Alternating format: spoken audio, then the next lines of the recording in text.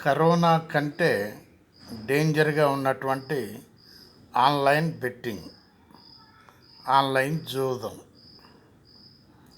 ఈ యొక్క ఆట కరోనా కంటే మహా డేంజర్గా ఉన్నది. కారణం ఏంటంటే, ఎందుకు డేంజర్ అంటున్నానంటే, దీంట్లో గెలిచేవాడు తక్కువ, పోగొట్టుకునేవాడు ఎక్కువ.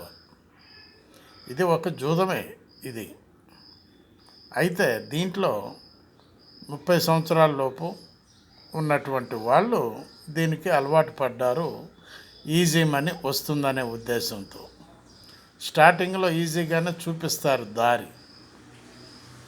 ఆ తర్వాత దీనికి అలవాటు పడిపోయి ఎవరైతే డబ్బు ఉన్నటువంటి వాళ్ళు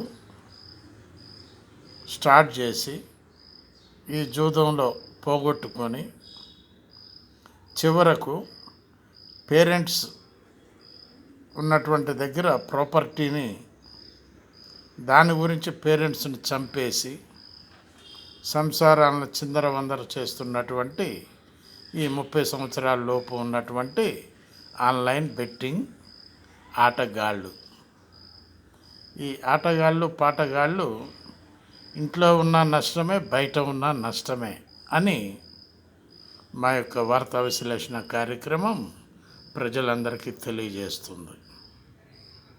చివరకు ఈ ఆన్లైన్ బెట్టింగ్లో ఓడిపోయి చెరువుల్లో పడిపోవటం, ట్రైన్ల కింద పడిపోవటం, మందు దాగి చావటం ఇట్లాంటివి చేస్తున్నారు ఈ ఆన్లైన్ బెట్టింగ్ జూదగాళ్ళు.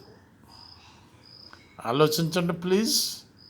బాలసాని వీరప్రసాద్, హైదరాబాద్.